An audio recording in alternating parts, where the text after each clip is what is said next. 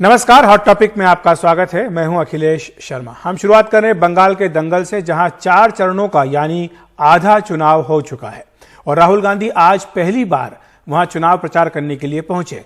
उन्होंने उत्तरी दिनाजपुर में रैली की, जहां उन्होंने बीजेपी पर निशाना साधा। उन्होंने कहा कि अगर बीजेपी बंगाल में आ गई तो बंगाल जल उठेगा, क्योंकि बीजेपी नफरत की राजनीति करती है। राहुल गांधी ने ममता बनर्जी को भी निशाने पर लिया और कहा कि बीजेपी तृणमूल का पुराना साथ रहा है, लेकिन कांग्रेस कभी उनसे समझौता नहीं कर सकती। राहुल ने कहा कि बीजेपी ममता बनर्जी को तो कंट्रोल कर सकती है, लेकिन उन्हें कभी कंट्रोल नहीं कर सकती, क्योंकि उन्होंने कभी भ्रष्टाचार नहीं किया है। याद रखिए, तृणमूल ने बीजेपी के साथ अलायंस किया था। याद रखिए, ये फर्क है हमने और उनमें। कुछ भी हो जाए, हमारी विचारधारा की लड़ाई है। हम उनके साथ समझौता नहीं करेंगे, हम उनका हाथ कभी नहीं पकड़ेंगे। मर जाएंगे मगर नहीं करेंगे। नरेंद्र मोदी, अमित शाह जी ममता जी से नहीं डरते हैं। वो जानते हैं कि ममता जी को वो आसानी से कंट्रोल कर सकते हैं। राहुल गांधी से डरते हैं, वो जानते हैं। देखिए, जिसने भी भ्रष्टाचार किया है, चाहे वो कर्नाटक में हो, हरियाणा में हो, असम में हो, हिंदुस्तान के किसी भी प्रदेश में हो, कोई भी हो, जिसने भ्रष्टाचार किया है उसका रिमोट कंट्रोल बीजेपी के हाथ में है। सीधी बात, बीजेपी मुझे नहीं कंट्रोल कर सकती। मैं बीजेपी के खिलाफ खड़ा हो सकता हूं, और इसका कारण है, भाइयों और बहनों, मैंने अपनी पूरी जिंदगी में 1 रुपया नहीं चोरी किया है। ये कारण है कि राहुल गांधी नरेंद्र मोदी के सामने खड़ा होकर बिना डरे बात कर सकता है। उधर तृणमूल कांग्रेस ने आज चुनाव आयोग को खत लिखा, जिसमें यह आरोप लगाया गया है कि चुनाव आयोग ठीक से काम नहीं कर रहा है और इसके कामकाज का हाल दयनीय है। 2 पन्नों की चिट्ठी में तृणमूल कांग्रेस ने चुनाव आयोग पर ही सवाल किया और लिखा है कि शिकायतों को लेकर आयोग का रवैया पक्षपातपूर्ण है और वो बीजेपी के पक्ष में काम कर रहा है। तृणमूल कांग्रेस के कुछ सांसदों ने ये पत्र आज सौंपा।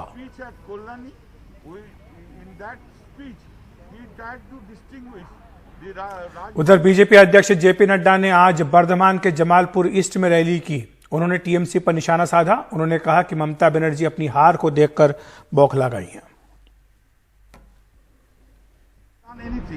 This is a clear-cut violation of the Model Code of Conduct, because this is creating.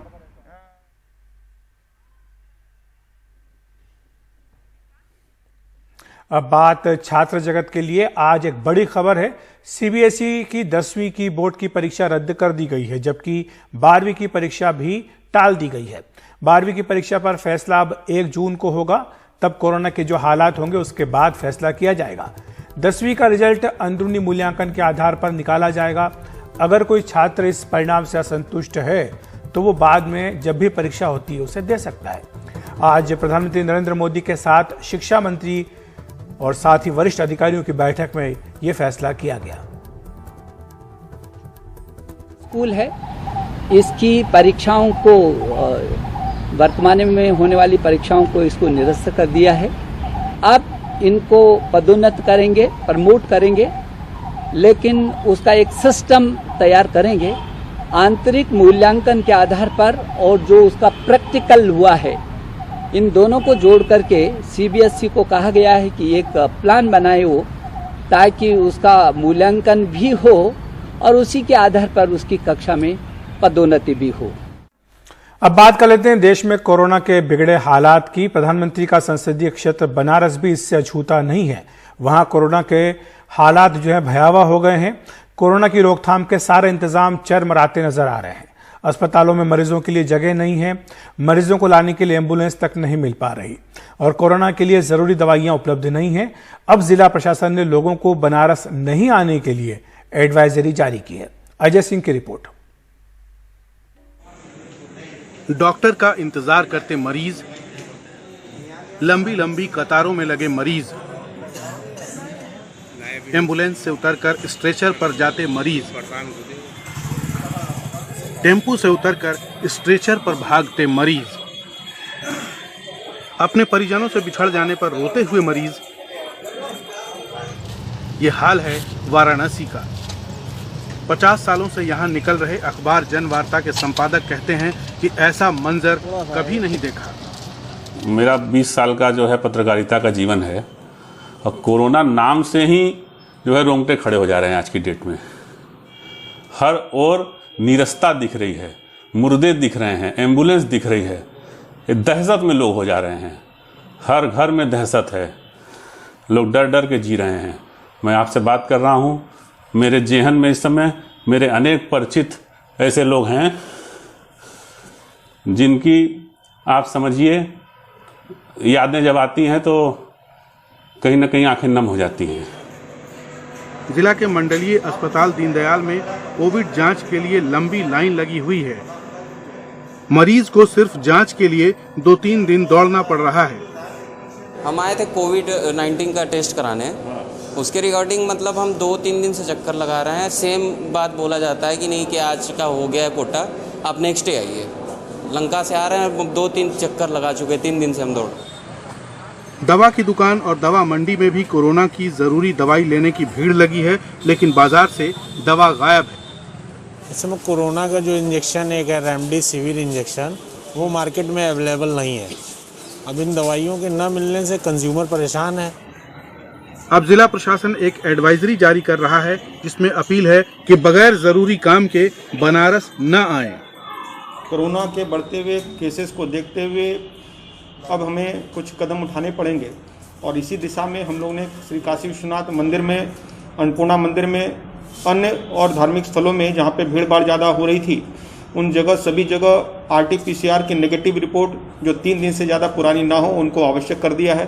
साथ साथ आपके चैनल के माध्यम से मैं सभी स्थानीय निवासियों को भी और जो बाहर से लोग बड़ी संख्या में काशी आते हैं उससे हाथ जोड़कर निवेदन करना चाहूँगा कि एकदम जरूरी हो तभी वो काशी अभी वर्तमान में आए। वाराणसी ने कोरोना का कभी ऐसा कहर नहीं देखा था। हालात ये है कि प्रशासन, अस्पताल, आमजन सब बेबस और लाचार नजर आ रहे हैं। बावजूद इसके लोगों के अंदर इससे लड़ने का हौसला और जज्बा कम नहीं हुआ है। ऐसे में उम्मीद की जानी चाहिए कि लोगों की जागरूकता से कोरोना जल्द हारेगा। वाराणसी से पुरुषोत्तम के साथ अजय सिंह, NDTV इंडिया।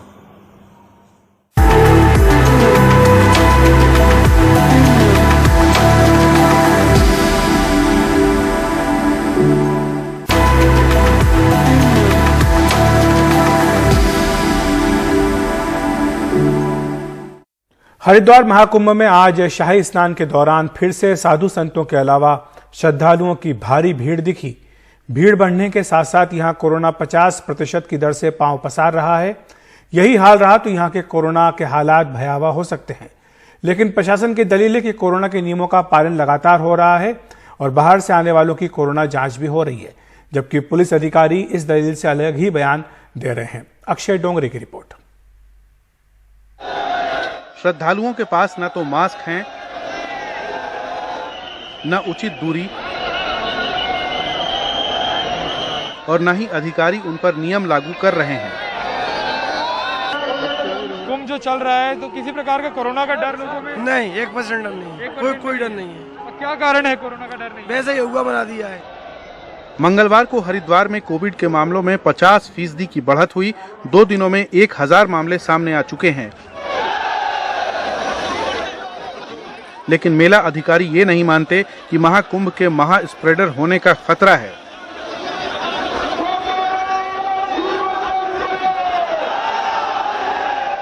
उनकी माने तो जोखिम बहुत मामूली है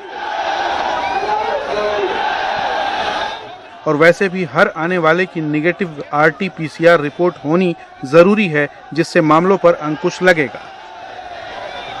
We हम केवल निगेटिव कोरोना रिपोर्ट वालों को ही यहाँ आने की इजाजत दे रहे हैं। इसलिए जो लोग हरिद्वार में रुके हैं उन्हें किसी तरह के संक्रमण का खतरा बहुत कम है। उधर पुलिस अधिकारी मानते हैं कि इस त्योहार के सुपर स्प्रेडर होने का खतरा है।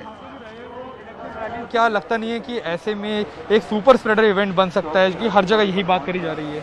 देखिए, जिस तरह का कोविड का जो एक सेकंड वेव आया है और सर्ज आया है, तो ऐसे में मैं इस बात से इनकार नहीं कर सकता हूं कि जहां भी भीड़ बढ़ेगी तो वहां संक्रमण बढ़ने की संभावना काफ़ी ज़्यादा रहेगी, और उसमें चाहे वो भीड़ कम समय के लिए हो, ज़्यादा समय के लिए हो। हरिद्वार में तेजी से कोरोना के केसेस के बढ़ने के बावजूद ऐसा लगता है कि प्रशासन के पास अभी भी कुंभ मेले को एक सुपर स्प्रेडर इवेंट बनने से बचाने की कोई ठोस योजना नहीं है, और एक नेगेटिव RT-PCR रिपोर्ट को ही हर समस्या के समाधान की तरह पेश किया जा रहा है। सहयोगी दिनेश मानसेरा और कैमरा पर्सन अशोक महाले के साथ मैं अक्षय डोंगरे, NDTV इंडिया।